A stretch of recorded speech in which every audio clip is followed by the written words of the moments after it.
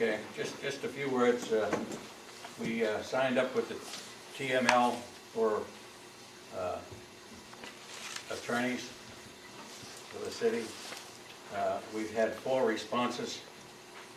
I've got copies from 2, but we won't be discussing the contents thereof because I have an agenda item on that. So we had a meeting today with Judge Wolf. He called it the Mayor's Breakfast.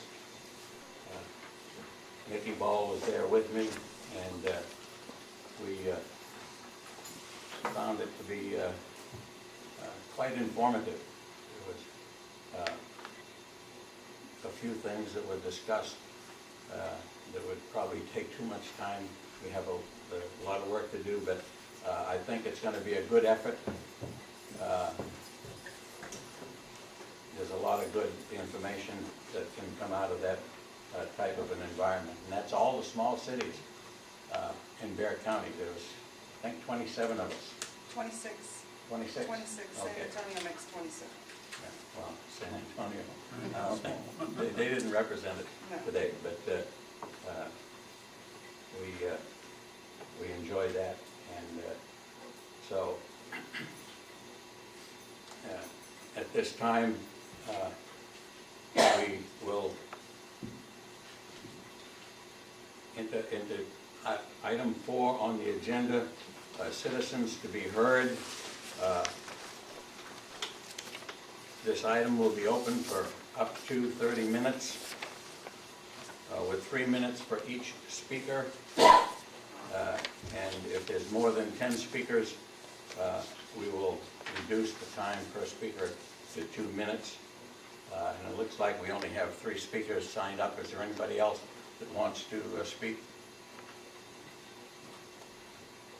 Okay, BJ?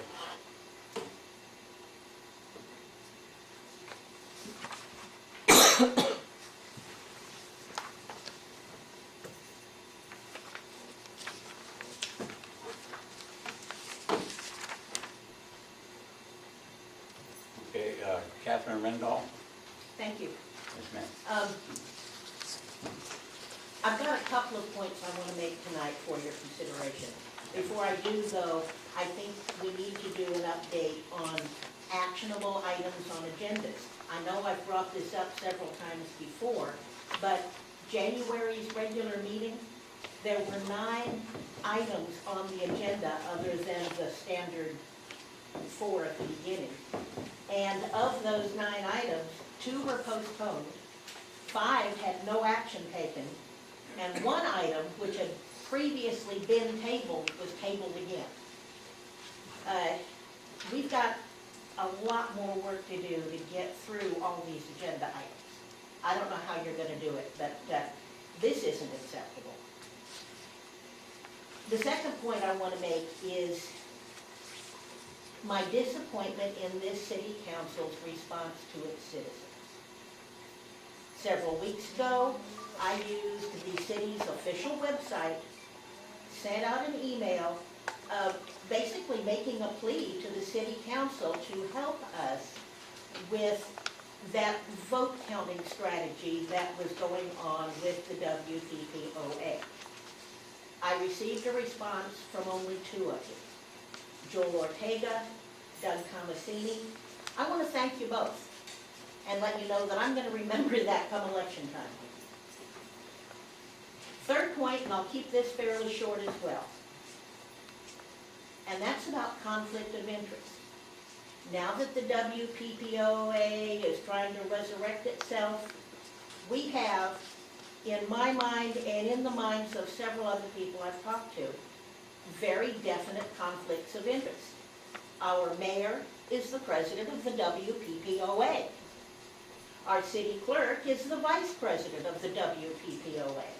And our city attorney is on record as having done work for the WPPOA in its deliberations with Waterwood Development. Plus, he's the mayor of Von Ormy. Now, I don't understand how this could not be a conflict of interest. So I am requesting tonight that the city council develop and present their definition of conflict of interest that they're willing to live by. Thank you. Thank you, Ms. Rendall. James Davis? Very first city council meeting that y'all had, y'all created a total of 2% in sales tax. Now, according to Texas law, you can only have a maximum of 8 1/4. And Texas takes up 6 1/4, so you can have up to 2. You created 2. The problem is that between the time that you created the 2% and what was on the actual ballot, whoever submitted paperwork for the propositions to be on the ballot changed what you created. You created 1% for general purpose, you created 0.5% for general purpose, and you created 0.5% for road maintenance. What everybody voted on, though, was 1/4 for road maintenance. City Council never approved changing 1/2 to 1/4. Jim Clement knew at the polling location that it had been changed on the day of the vote. Problem with the change is that, or the problem with all the taxes rather, is that VIA already exists. VIA is a 1/2 cent tax that already exists, which means that of the 2%, 1/2 of it's already gone. You can only create up to 1 1/2. Jim Clement told me at the polling location that VIA was 1/4%, which means that the math actually would have added up. Whoever changed the paperwork changed it so that it would look like it would be okay if VIA was kept. VIA was kept. The voters kept VIA.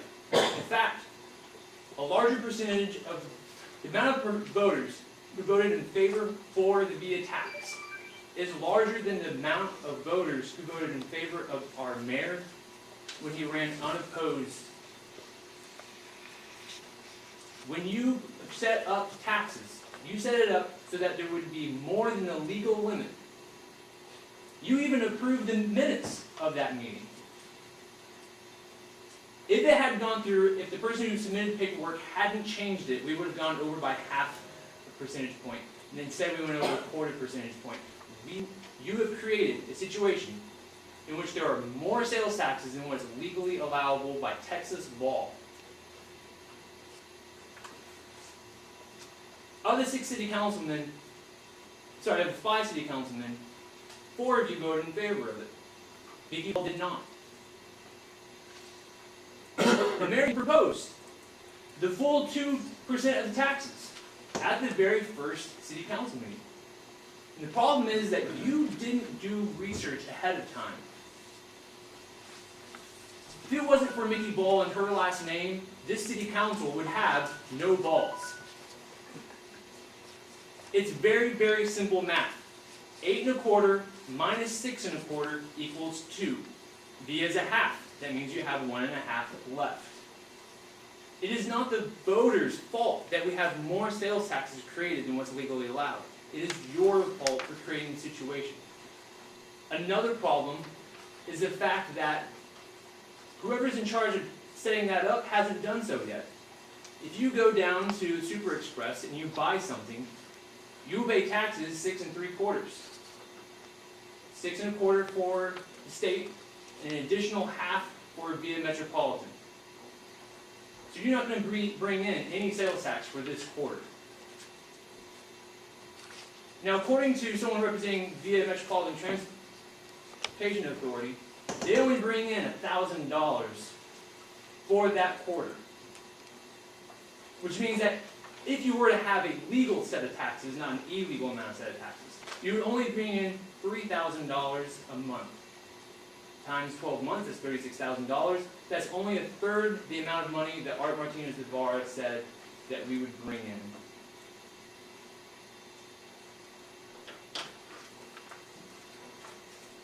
Thank you, Mr. Davis. Don Harnica? You guys don't mind, I'm going to remain sitting. When last I addressed this city council, I indicated that you were a major disappointment to me. Well, now you're just an outright embarrassment. I refer, of course, to item number 17 on the agenda. And an effort to yet again get the sales tax for the VIA removed from this city. Keeping in mind that I am not asking questions that I do not know the answer to, I pose this query. Why should this be necessary if indeed the voters have already approved keeping that tax by a 2/3 majority? After all, the only people who matter are the people who vote. If any of you would like to find out what I believe is the actual answer to that question, you'll find my email address at the bottom of the copy for the Freedom of Information Act request I placed in front of each of your tables, or places at the table. If you will get in touch with me, I would be more than happy to tell you what I believe is the reason that agenda item is on the agenda again. I don't actually expect to hear from any of you, possible exception of one or two. But nonetheless, it's there. Incidentally, for the folks in the audience, I have a copy of what I have just stated and a copy of the request for Freedom of Information Act information on the back table. Feel free to pick up a copy and take it with you. And do keep in mind that my email address is at the bottom of the letter. Thank you, Mr. Mayor. Thank you, Ms. Farrington. BJ Gillespie, you can stay sitting down if you want to, BJ. I'm good. Okay. What I wanted to bring up is the fact that none of the citizens have any idea how much our city attorney is to be paid. I think we have a right to know that, and I think that should, let's get things out in the open and let us know how much is being paid. I know on the proposed budget for 2015, that wasn't approved, the one that listed all the different things, it was down there for $36,000 a year for our city attorney, which it's a part-time job. I looked on the internet just quickly and came up with two, and this was from the TML, the Texas Municipal League website. New Braunfels and Corpus Christi are both looking for city attorneys. Using the formula that I was told brought that salary up, that $36,000 a year, is because the city attorney of Von Army makes $12,000 a year. And since Sandy Oaks has 3 times the population of Von Army, thus it should be 3 times the salary. There we get to $36,000. Now, if we use that formula for the city of New Braunfels, the job opening in New Braunfels for a city attorney is $62,000 a year, and it's a full-time position. Now, if we use that mathematical formula that came up with the $36,000 for a city attorney for Sandy Oaks, the New Braunfels city attorney should be paid $560,000 a year. If we apply that same formula to the job opening in Corpus Christi, they're offering $60,681,000 a year for a full-time city attorney. If we use that same formula, that city attorney should actually be paid $2.9 million per year. So, please, how about doing some research on what some city attorneys in the small towns and the small cities in Texas are being paid? I have here, if anybody's welcome to this copy, I only made 1 copy of it. Pulled it off the internet in about 5 minutes. It's 8 different law firms in San Antonio whose practice is municipal law. I also have here, if someone would like it, anybody, It's a list of the cities, it's smaller cities, towns, and villages between, population between 1,000 and 6,000 residents in Texas. I've gone through and marked the cities that are between 3 and 4,000, population of 3 and 4,000. I'm sure anybody on the city council could get more information than I can, is just, a resident, a citizen of Sandy Oaks. If somebody would like this, to go through this list and see if they can contact some smaller cities, see what their city attorneys are being paid. I don't know how we can look for a city attorney when we don't know how much you offer a city attorney that you're been so diligently looking for. So if anybody wants this, they're either of these or both, they're welcome to have them. You can leave them, you put them right here if you want, that'll be fine. Do you have anything else? No, that's it. Okay, thank you, BJ.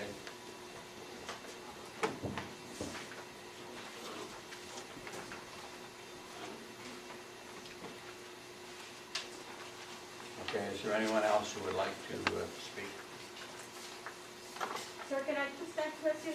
Yes, You are ma'am. going What is your name, please? Veronica, my name's Veronica, are you there? Are we paying these fees again? Are we go back to paying our maintenance fees? That's not an item for this forum here, okay? But I got mine, and I paid mine. I just wanted to know if I was the only one I got it. No, we all got them. No, you didn't. Okay.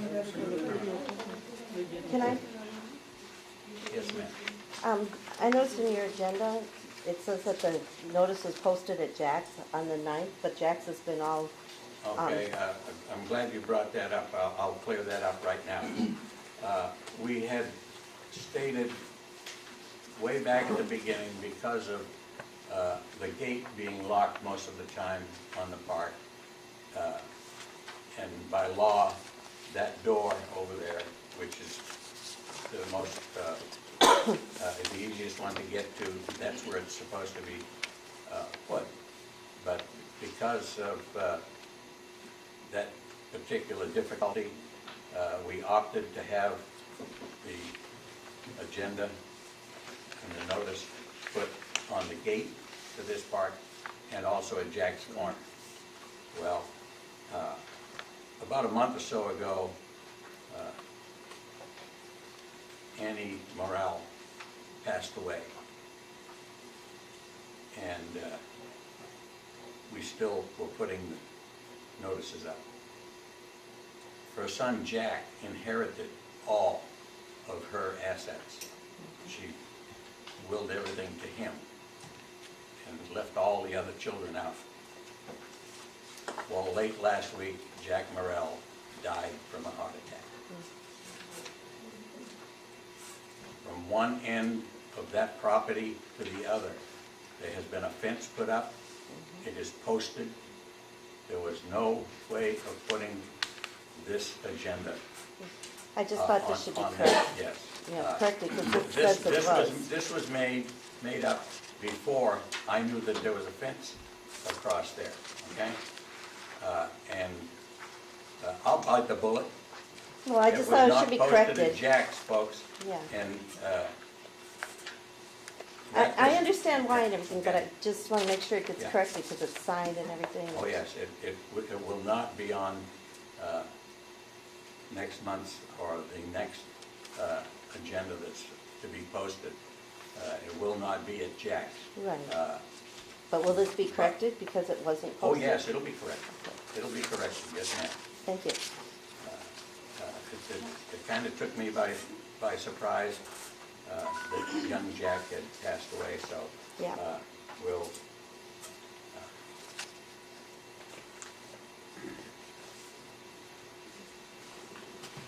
okay. Item 5 on the agenda is a consent agenda. We have the meetings, the minutes for the meeting of 8 January 2015, the minutes of January 20th, 2015, and the minutes from October, I believe it's October 9th of 2014, to be considered as a unit. If anybody has anything that they don't agree with on it, we can pull that particular thing, but if there's a typo, we can surely take care of it right here. Rather than postpone or bring this up again, I move we, to amend agenda item 9 and add the fact that Mr. Campos' request for building this commercial building on Waterwood House, I think we made it clear, we asked him to requested that he show us building plans, as well as give us a letter of intent on what type of business he was going to be running there. And I don't see that anywhere in the minutes. So I'd make a motion that we amend the minutes to add that, Which minutes are they? and I'll approve it based on that January amendment. 20th. January 20th. Okay. January 20th, agenda item 9, that we add, that we requested building plans from Mr. Campos, as well as a letter of intent on the type of business that he will operate there. I see you think, I believe that Mr. Campos told us that there weren't any at Correct. that And particular time. And Yeah. that he would provide us that. He Yeah. didn't have any problem with it. But I'd like to see that in the minutes. Okay. So nothing happens and it comes up later that whatever type of business they decide to put there, repairing 18-wheelers coming in and out of there, or at the entrance. No, I wouldn't go for that either. So, based on that amendment, I'll approve the minutes. Can we get that in there, Sean? So the motion is to amend minutes of January 20th with that amendment. Okay. I'll second Need a that. second. I'll second that. Okay. We have a motion to approve with the exception noted, in addition to the January 20 minutes on Mr. Campos's request for the automobile repair facility. I'll second. Ms. Ball second, and Mr. Tremblay made the motion. Ms. Ball seconded. Any other questions? All those in favor? Unanimous?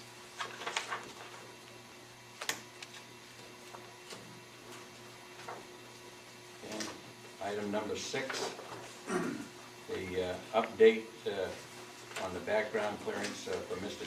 Jesse Gutierrez for the marshal position. Do we have anything? Best I can give you is, yes, he is a certified police officer. My contacts with the San Antonio Police Department have dried up in the 18 years I've been retired from there and moved on. And with their current situation and turmoil between the city and the departments, they're not willing to give me anything in writing. My suggestion to you is if you need any further information on this gentleman, that maybe we ask Mr. Martinez if, Martinez Tavares, if his city marshal, I'm sure that your people, when they come in, you have to do a background check of some sort. You have that ability to take care of that. Like I say, if you're needing something other than that, I've got no problem with the gentleman. As far as I know, he is a certified peace officer. There's nothing in his background that's gonna hurt us. But We could do a publicdata.com search. And I mean, T-close.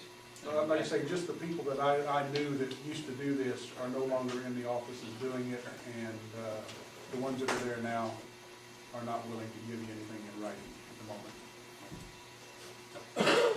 So, like I say, it shouldn't take your office, but maybe a day to get that done if they actually did it. Yeah, it's a 5-minute process. Okay. I'll ask. So, Okay. that's from Bear County Sheriff? As well, yes. Okay. Any law enforcement officer, any law enforcement department has that capability because they have to screen all. Is there a fee for that? Typically not. I'm sorry? Typically not.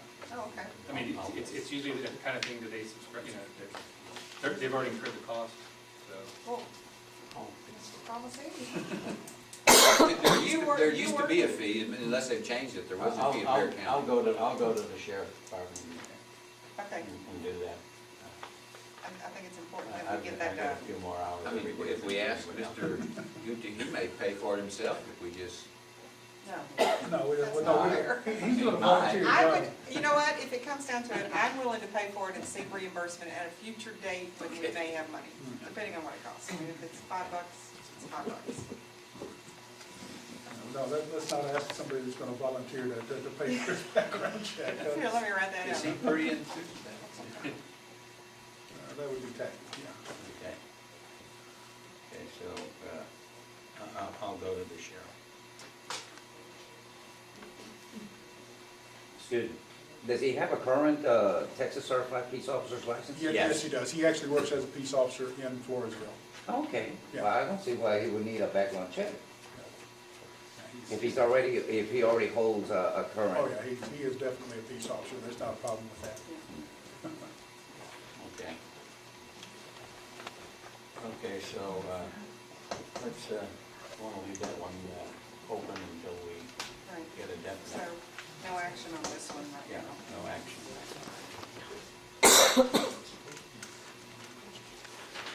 Well, we could give an update. Okay, item number 7,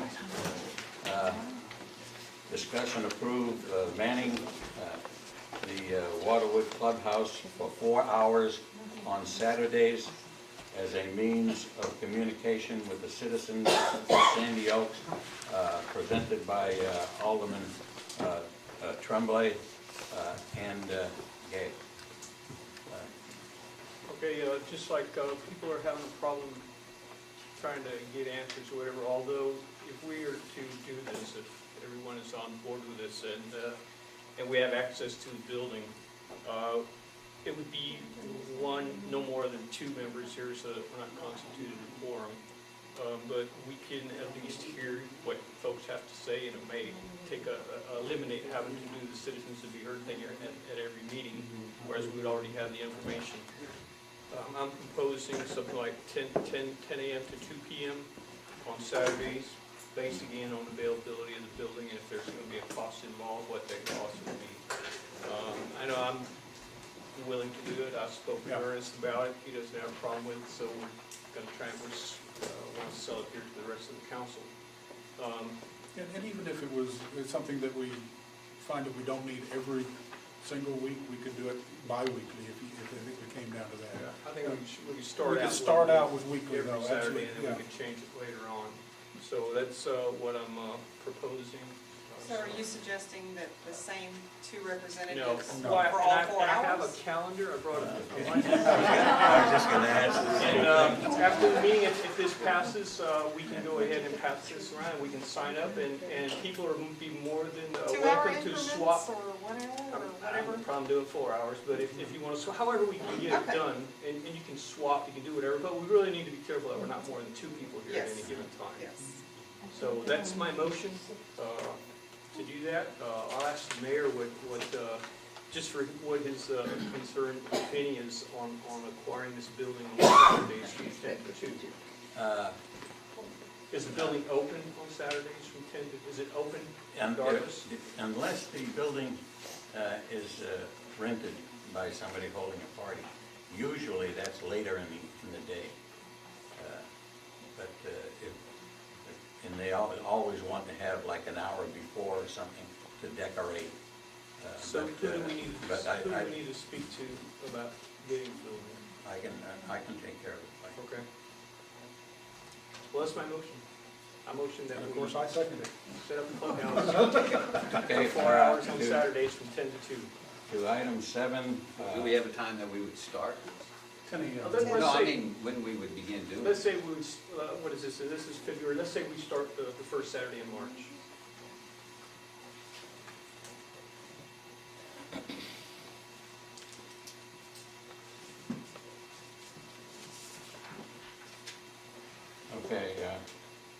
Tremblay has a motion on the floor, seconded by Mr. Gay, to have the building here open for 4 hours on Saturdays,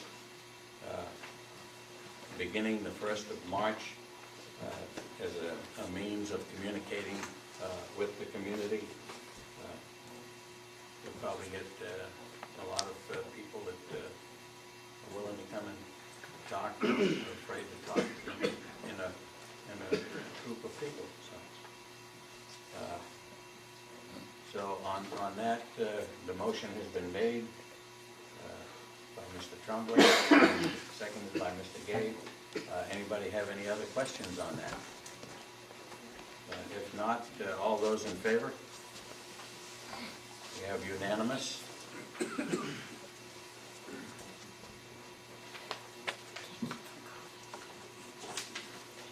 good.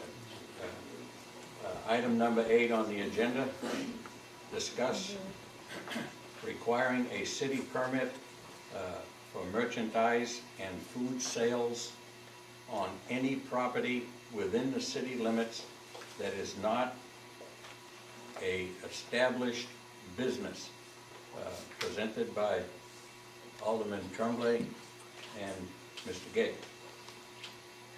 You can chime in anytime.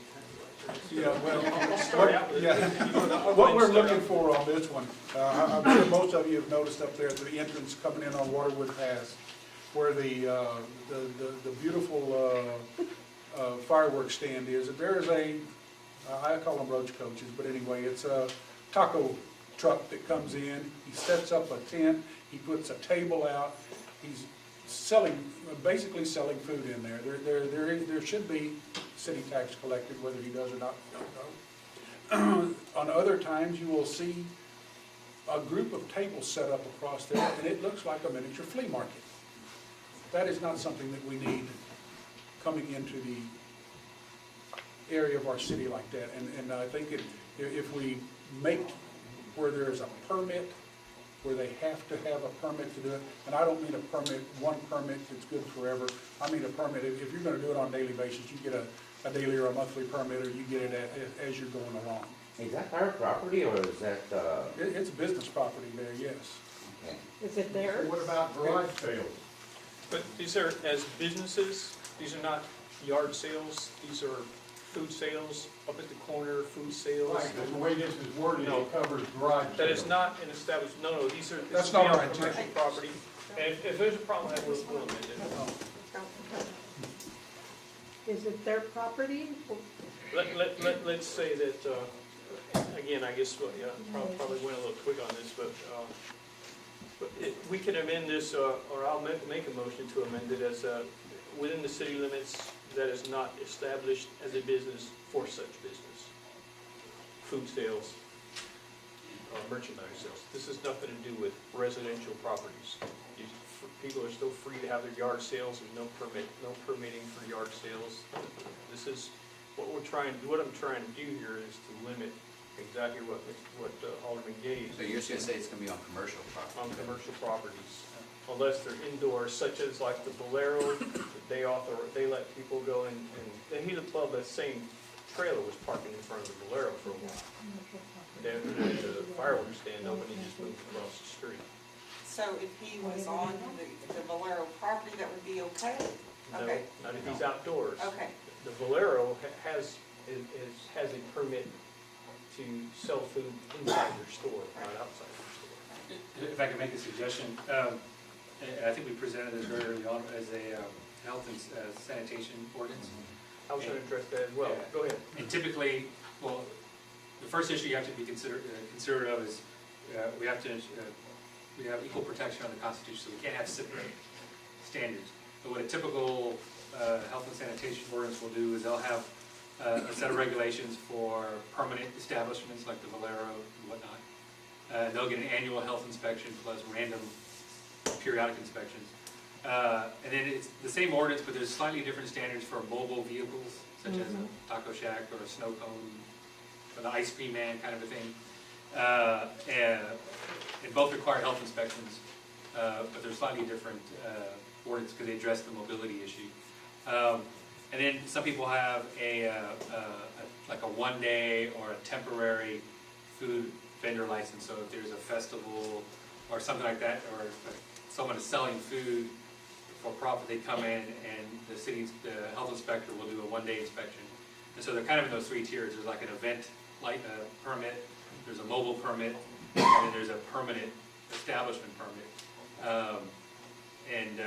You can contract with the health inspector, and a lot of cities just contract with Bear County or San Antonio folks to come in. It's such a what I small. was gonna bring up is that, in my dealings here with the county, some other stuff going on with the county, but, if we're all in favor of this, my next step is to be to contact the county and see if we can get a per inspection cost from them, to have them You come can out. do that, or you can and inspect contract with these them guys. privately. Some folks just find some, I don't know, find out who's the health inspector here, see, and they'll do it on Saturdays or whatever, their days off, or whatever.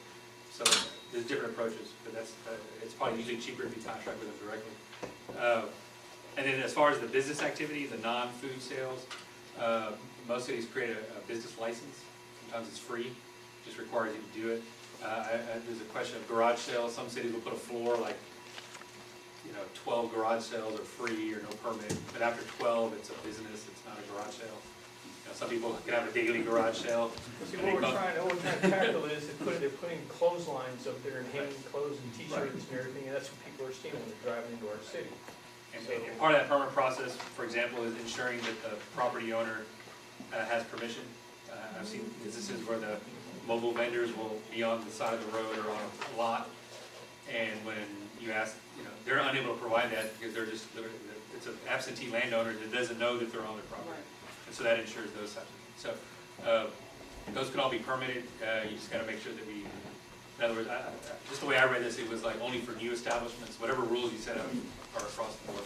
And because it's a public health and safety issue, it's retroactive. So if we establish a new permitting ordinance, then everyone has to get permitted, even if they've already been established. Would zoning take care of that also, or, I know it's a lot more involved process. Right. You don't need zoning to regulate food establishments. In fact, you should have one. I mean, because there are food establishments. Zoning would allow you to do land use control, for example, and say this property is residential only and there's no commercial until there's a variance. So it kind of helps you regulate where things go.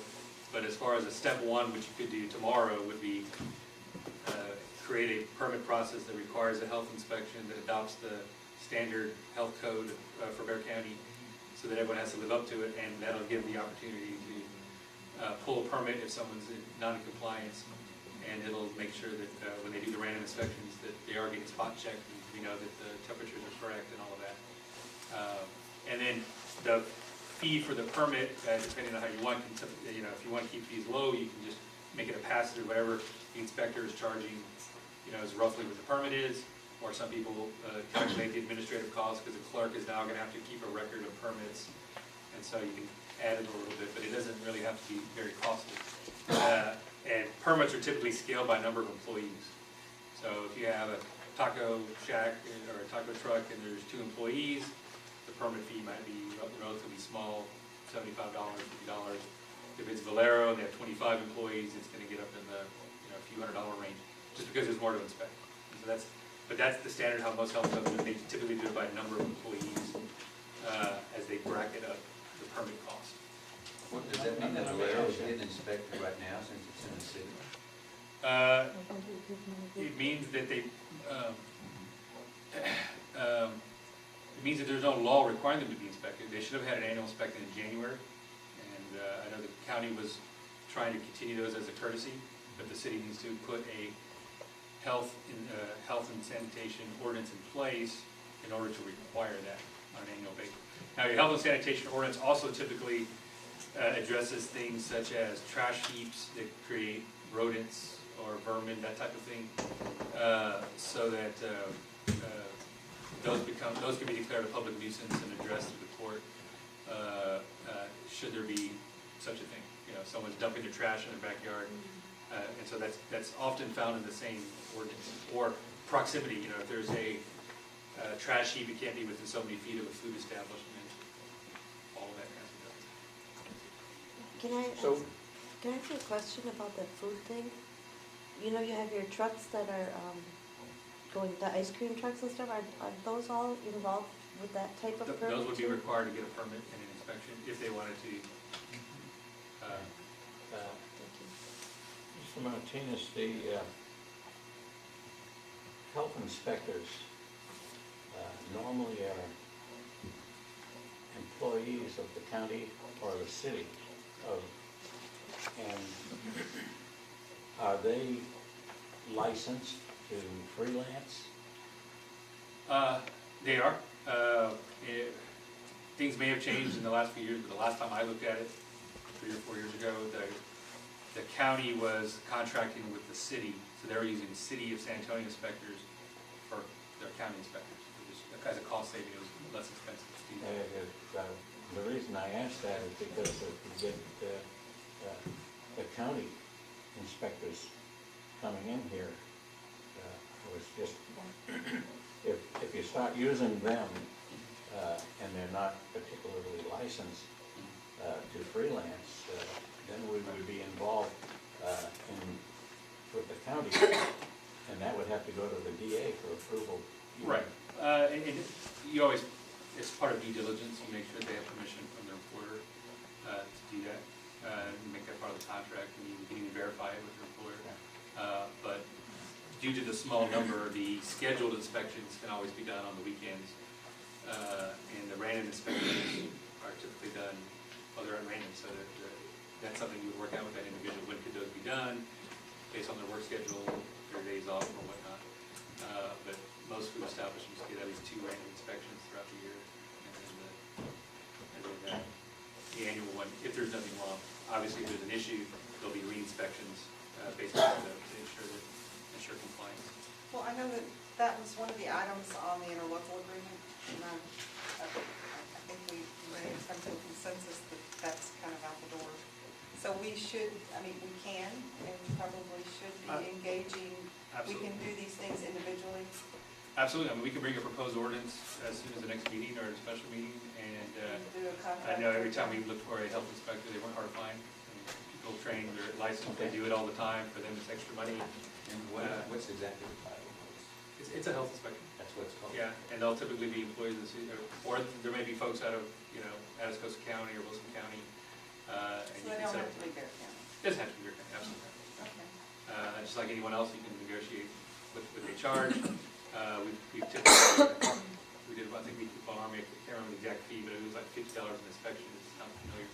So it's a per inspection rate, and that just gets translated into the permit. So if you anticipate one annual inspection and 2 random, you set the fee. Would you make So that the motion? railroad today, Had you made that a motion? they have a permit in place? I mean, They have a holdover permit from Bear County, but the city, once the city incorporated authority as far as requiring health permits for food establishments, transferred to the city. Okay. Since we don't currently require it, you would have to do, there would be a way to address it, but it would be involving the court, it would be much more costly versus if you set up the permitting system, you can literally have your inspector walk in and say, hey, your Okay. meat freezers, whatever, and I'm pulling your permit, or if you don't fix this in 2 hours, I'm pulling your permit. And that's usually how you get compliance for So it. this type of ordinance for compliance purposes is outside of the scope of what the marshal would be responsible for. This would be, Not necessarily, no, well, you see where I'm going with Yeah, this? Okay. right. Well, how you organize it, your health inspector is more than likely in your city marshal's department or office. But I mean, from an enforcement perspective, it's not a marshal enforcement, Right. it's a health inspector. It's a health inspector, right? It can become criminal, Excuse me? very rarely, but it can become criminal. I have a problem with what you're talking about. The health inspectors are there to enforce state laws that deal with health issues, right? Within their jurisdiction. You can't go get an Atascosa County inspector to come over here into our county and be inspecting. No, I think the suggestion wasn't to use them, but those are people that are trained and licensed. Rather than hiring somebody on staff, you can contract with someone who's in that profession to be the Sandy Oaks inspector. And then if Sandy Oaks has any variations, you may pass a health and safety ordinance that's unique to Sandy Oaks, then they would enforce that as well. Though generally speaking, you want to have a community standard type ordinance, at least to begin with.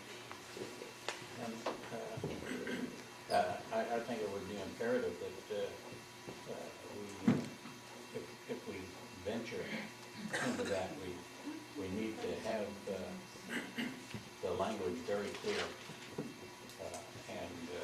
I think Mr. Well, based on that, so that we're not revisiting all these items when we come back, and so we're not postponing and such, I'd motion that we accept this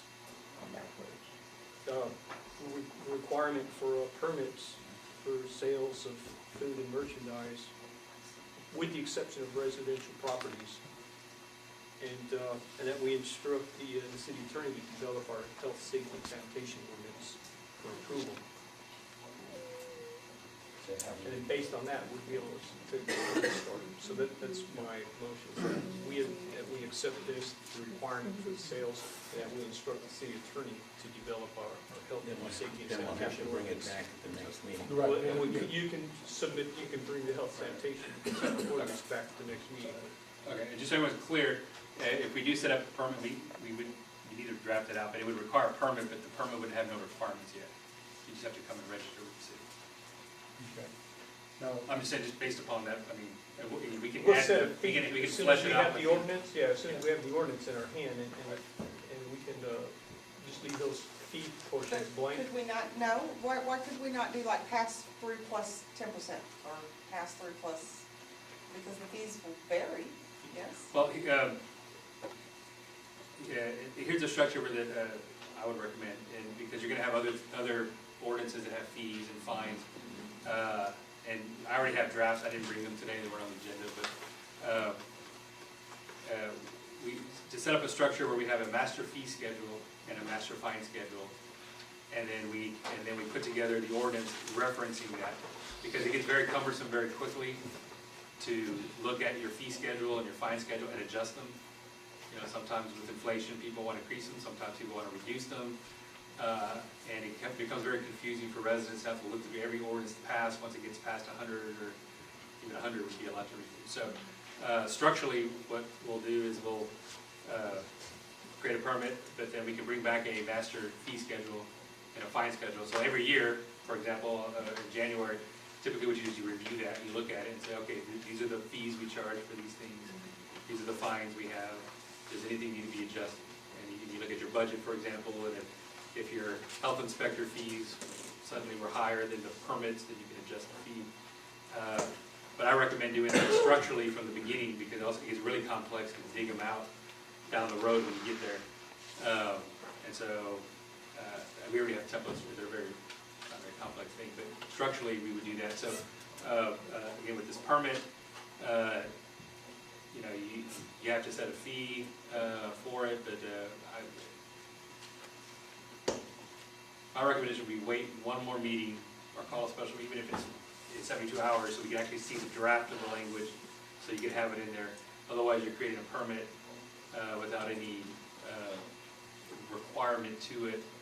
Or if you're going to do that, just keep it real simple. All businesses have to have a business permit for the city. That's something I can kind of write down right now, and we can pass as the draft language. I just don't like drafting things after they're passed. You don't want to pass it and then read what's in it. Okay. That famous quote. Well, I have another question along those lines. Let's say that a random inspection occurs, Right. and whatever establishment does not pass the inspection. Right. What happens then?